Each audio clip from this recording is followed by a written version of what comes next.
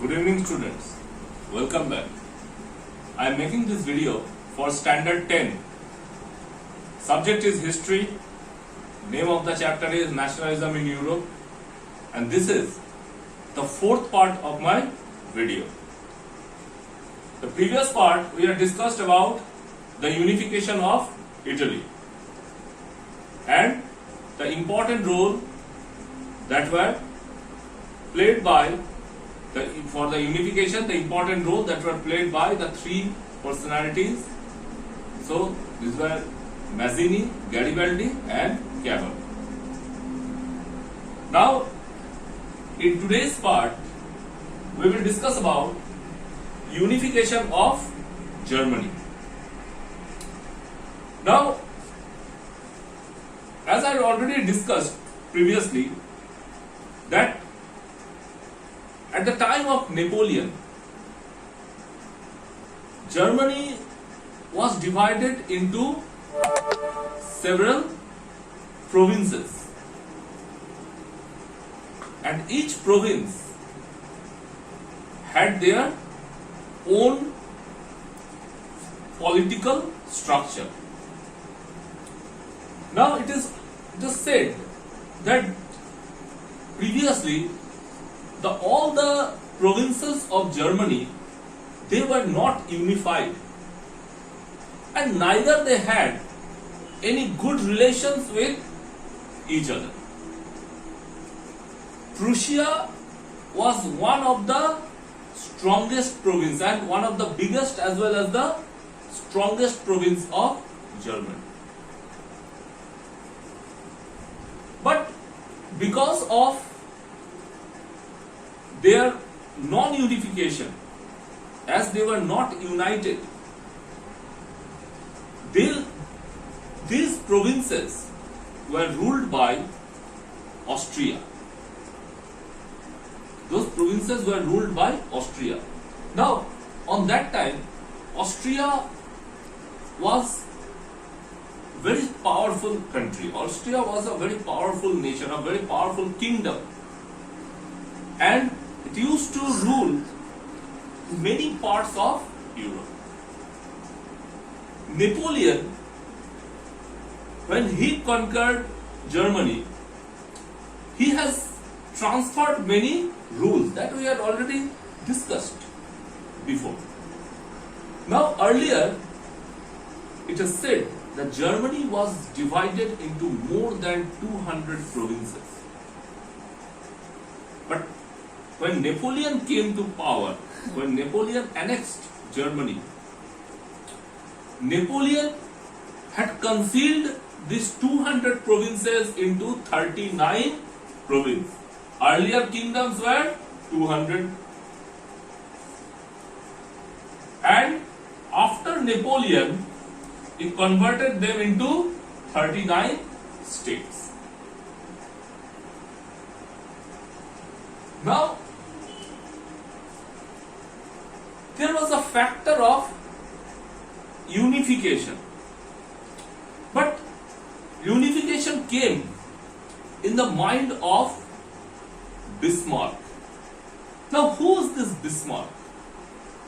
Bismarck was a very important person in the political system of Germany. He was responsible for the unification. Many historians say that Bismarck was an extraordinary and an intelligent diplomat. Who is a diplomat? Bismarck was a very famous diplomat who, through his intelligent diplomacy, made this unification successful.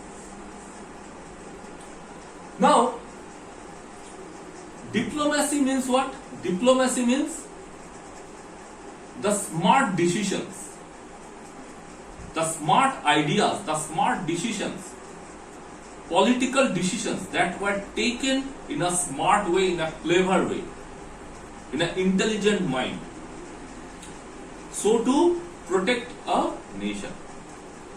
Now, as we had already discussed, which nation was the most powerful on that time, which hold a major part of Europe was under them? That was Austria. That time it was Austria. Few countries were there, such as Austria, France, Britain, Russia. Those countries, they used to create a very strong hold in Europe. Especially Austria. Austria used to rule major parts of France, major parts in Italy, some parts of Germany. Now, as the provinces were not unified, Bismarck's main intention was to unify the states and make a strong country. But to unify the states, he knew that Austria will not allow this unification, because previously also when the decisions of unification were taken, Austria had often ruled out those decisions and often pulled down those decisions and those rallies and whatever things were being done with a very strong hand. So Austria never wanted that Germany should unify. But this Bismarck, the smart person, what he did, he played a diplomatic game. Now, he knew that Austria had a very good relation with Denmark. Austria has a very good relationship with Denmark. Also, they had their military collaboration with Denmark. But at the time, because of the trade war, because Denmark also wanted to do the trade with Prussia, on that time, what this Bismarck did, he used Austria against Denmark. He used, because he knew that alone he cannot fight with the Danish power. So what he did, he used Austria against Denmark in a smart and diplomatic way. Austria was shown the benefits from the war, and Bismarck joined hands with Austria and both of them attacked Denmark. Denmark was defeated, but with that decision, for a small time, Prussia has to lose some of its territory. But this diplomatic game had a positive effect. What was the positive effect? What I already told you, that Denmark had a very good relation with Austria. But after Bismarck's political war, Bismarck knew that after this war, Denmark will never keep a good relation with Austria. So Austria, one of the friends of Austria was separated from him, that was Denmark. Secondly, what he did, then he met with the French general, France. And there also he played his diplomatic game. Against whom? Against Austria. So first he used Austria against Denmark with his joint military.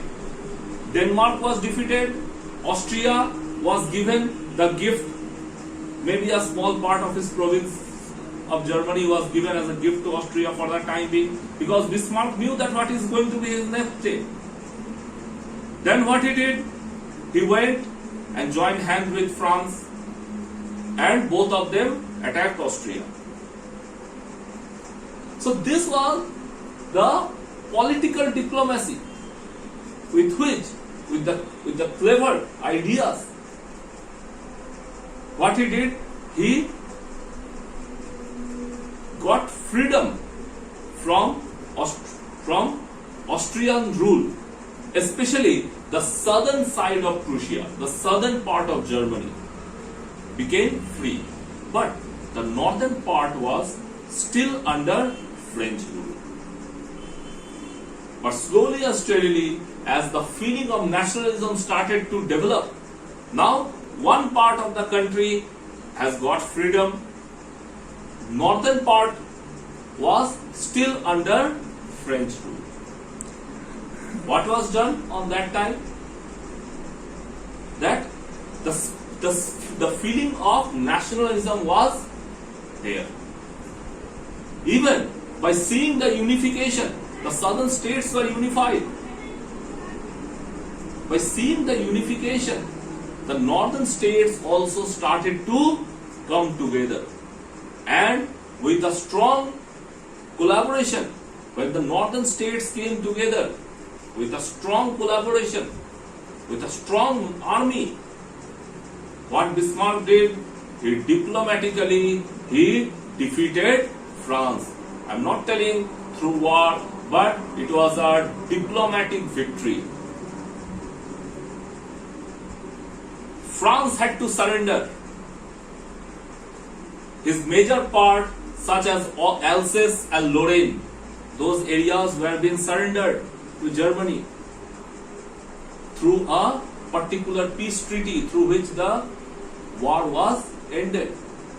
It was a diplomatic victory for Bismarck, and slowly and steadily he unified all those German states, and then it came out to be a powerful nation of Europe.